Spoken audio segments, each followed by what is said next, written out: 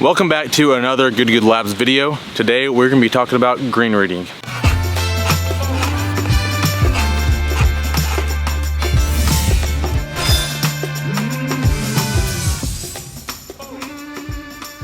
Green reading is obviously a very important part of putting. It is one of the three pillars of putting, which three pillars are green reading, starting it on your line, and speed. You could have perfect speed on a putt. You could hit that putt right where you want it to, right where you pick the line to be.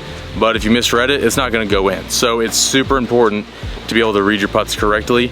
And I feel like I've always been a pretty good green reader in my own opinion, luckily. So I'm gonna share with y'all what my thought process is like when I'm reading greens, and kind of what I look to do when I'm trying to read a green, trying to figure out which way a putt is going. All right, so first off, we're gonna try to make things as simple as possible here at the beginning. If you're a beginner, you might even be wondering like, all right, how do I even know which way a putt's supposed to be going? It might be simple for everyone else, but I can't tell which way a putt's supposed to go. The number one thing I can tell you is that if you imagine pouring water onto a green and which way that water would be flowing, then that's which way it's gonna be breaking. So, like obviously on this little putt, I can clearly tell in my eyes that it's gonna be breaking left. But some people struggle with that if you're just new to the game or whatever it may be. So, I mean, if I just imagine pouring water, it's coming down this way. So, it's obviously breaking left.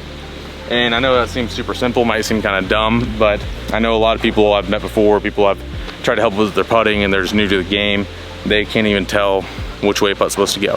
So if you can just imagine on a putt, if you have like a 7-footer or something, if you imagine pouring water in the middle of that putt, which way that water would flow, then that's the way it's gonna break. Also, another little hack for reading greens is reading the grain. So on greens that have grain, mainly Bermuda greens, you'll usually see on the hole, one side will be burnt out. So it'll be healthy grass, and then one side will just be kind of dead and not looking too hot. That's grain. So whichever side that burnt part is, that means it is gonna be breaking towards that way. Grain wants to grow on whatever the slope it is. So if there's a slope like this on the green, that grain is gonna be going that way. So for instance, if I had this putt to that hole and we were on grainy greens, obviously, like I said, these are not grainy greens, these are Poana, I think, which don't have grain. But if I was right here, it's uphill. So that means this side right here would be the burnt side. So that just means it's gonna be slow, it's uphill. But say I was over here and this putt seemed flat, but this side was burnt out, then I would know that it might not be breaking much, but it's probably gonna have a little bit of a tendency to go left because the grain's going that way. Just kind of a nice little trick you can have. If a putt seems pretty straight, you can go look at the grain, see what it's doing, and you know, hey, it's probably gonna move just a little bit that way or a little bit this way because the grain's going that way, which means that slope is that way. So also you can tell by, if you have a longer putt, say like a 50-footer, you might see sometimes that like the first part of the putt's really dark, the grass is really dark, and the second half is really shiny and bright. If you're looking at a Bermuda green and it looks really dark, that means it's gonna be into the grain. If you're looking at a Bermuda green that's really shiny, that means it's down grain with the grain. So shiny putts will go faster, dark putts will go slower. Okay, now I'm gonna go over what I think about when I'm reading a green. First things first, what I do, I have this ball right here. Let's imagine I'm in a tournament. I hit this ball right here. Got like a, what is this, 9-footer for birdie. Mark my ball, all that. First thing I do is I try to pick where I think that ball is gonna be rolling into the hole. I'll look at this, and I kind of do it by clock system. So if this would be 6 o'clock right here, I see this putt, it's breaking left for sure. I see it coming in the hole about right here. So I'd say it's probably 5 o'clock, 4:30, 5 o'clock. So I can imagine that putt going into that part of the hole. What I do from there is I will pick a middle point where I think it's gonna be rolling over. So I try to see where that ball's going in. I try to draw a line visually back where I kind of think that ball is gonna be rolling in the middle of the putt. Let me read this. I see it.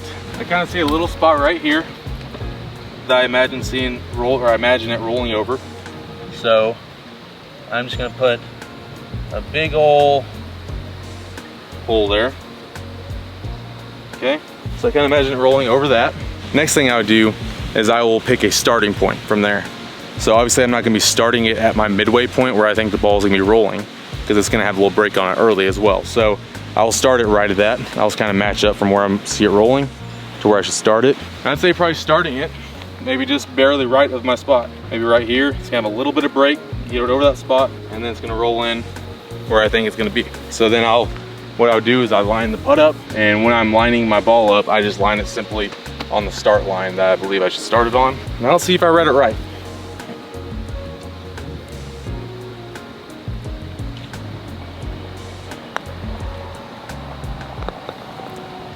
I feel like that was pretty good. I went through all that, and what I'm trying to do with that in the grand scheme of things is I'm trying to visualize a line.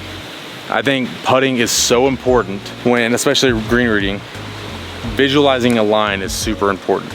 And I think it's good because if I can have a line in my head that I see from behind the ball and while I'm over the ball, it's almost like I've already made that putt. Like I'm trying to see it go in, I'm trying to see where it went in, I'm trying to see this line so I can imagine that ball just rolling down that line. I think it just gives me a lot of confidence knowing that I can see that line going in. I know some people who can visualize that line very easily. For me, I don't, so that's why I kind of have to go through each step from the hole, where it went in, a midway point where it's rolling, and then a start line. I kind of connect the dots as I go back to my ball. So obviously it worked there. That's the grand scheme of things. I am just trying to draw that line in my head, visualize that line. But going through each segment individually to draw that line and being very precise about it is super important, because obviously an inch here or there on reading greens can mean making and missing a putt. So I try to be as precise as I can with it and just try to make sure to get that line drawn in my head visually. So I have a great drill for y'all that I do quite a bit. Haven't done it in a little while, but did it all throughout college and while I was playing professional golf. Yeah, so it's called the gate drill. Yeah, one of the biggest things about this drill is being very intentional about it and taking your time and hitting just one ball at a time. You're not just hitting ball after ball after ball, because I think putting practice, the best thing to do is be very intentional in your putting practice and try to make the putting green as much like the course as possible. Hitting ball after ball after ball just quickly and putting just doesn't work, in my opinion. So be very intentional with this. Go through your routines and try to take as much time as possible and try to really learn how to read greens better and try to just be very intentional about it. So what you do is you pick putts from anywhere about 7 to 20 feet. If you want to work on more 8-foot length, that's fine. If you want to work on 20 footers, that's fine. Just somewhere in that very makeable area, but a putt that's gonna have some break to it. So I'm gonna pick this putt. It's probably about 11, 12 feet. So the first thing I do, like I said earlier, is I pick a point where I think it's gonna be going in the hole. I'll pick my point. I think it's gonna be right about in here. So what I'll do is I will put a tee on the low side of where I think it's gonna go in. Actually, I'm gonna move that a little bit. A little more right here. The reason I put the tee on the low side of the entry point into the hole is because missing low is one of the worst things you can do when it comes to green reading. Once it misses, it's gonna tail off more, have a longer length coming back. If you miss it high, it kind of eats into the hill. It'll end up getting closer to the hole, so a longer lag putt, it's very important. The reason pros miss high so much is because if you do miss it, it'll end up closer to the hole, but it will always have a better chance of going in if you barely miss your line a little high than it will if you barely miss your line a little low.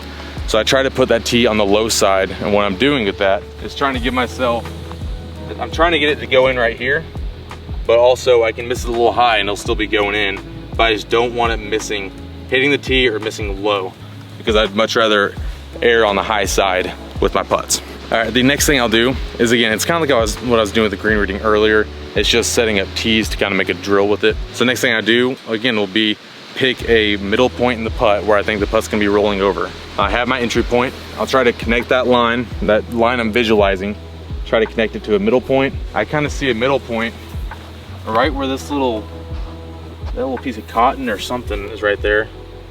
So what I'll do is put two tees down right there. And obviously I make them maybe about a putter length apart, but that just gives me a nice visual on, I'm trying to putt this ball through those tees. Next up, you want to go starting line. So my starting line is probably about right here or so, a little more. So what I'm doing is I'm starting at this tee, trying to roll it through here, and then try to get the goal in the hole right there. Obviously I'm trying to be very precise with this green reading. I mean, I could have this read completely wrong, I don't know, but I have to commit to this. If I'm very precise, it gives me a little leeway that if I do hit a putt a little off, maybe I do barely misread it, then it still might have a chance to go in. So let's try this putt. Let's see, I'm gonna line my ball up to that starting point line, try to hit good speed, and try to hit a good putt, and we'll see what happens.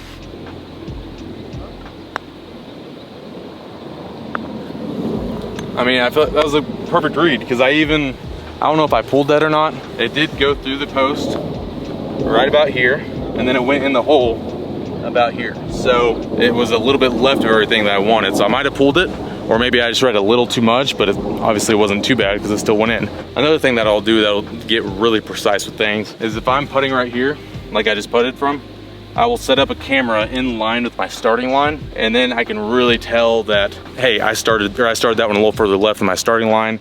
I pulled it, but I read it great. Or maybe I started right on my starting line, read a little too much break on it, whatever it may be. So this is just a very good way to be able to break things down. You can visualize things with tees, and you can really see what your tendencies are. So say I was doing this drill for an hour and I kept hitting, for instance, this left tee, then that means I either need to work on my starting line. I'm not starting on the line I want. My stroke's not very good. Maybe I'm not hitting my line, or maybe I'm just not reading enough break. And those are the things you can kind of, if you do this for an hour, you will start to see some tendencies in your green reading. It should help a ton. And like I said, I mean, I just spent, what, 2 minutes, Mike, setting that up? It can be 2 minutes for one putt. You want to be intentional with this. You don't want to just start putting tees down and be like, maybe here, maybe here. Really be intentional, be precise on what you want to do with this drill. And if you go for an hour and hit 30 putts or 40 putts, that is fine. You know, be intentional with it. You want to make sure to break green reading up into those 3 segments. Entry point into the hole, a spot where you think the ball is gonna be rolling over, and a starting point. Try to visualize that line and connect the dots. And having that line, that visual in your head, I think it helps me a ton with making more putts. I think it'll help you out too. That's it for the video. Thank you for watching. I hope this can help your green reading. I luckily have always been a pretty good green reader in my past. These are the secrets that I have. I try to break it up into 3 parts, visualize the line, and if you're precise with it, then it should help out your green reading a lot. So I hope you can use these tips to shave a few strokes off your score next time you go out. Make sure you use this drill, be intentional about it. And yeah, but thank you so much for watching. There's a lot more good stuff coming up soon on Good Labs. We appreciate it. Thanks for watching. Peace.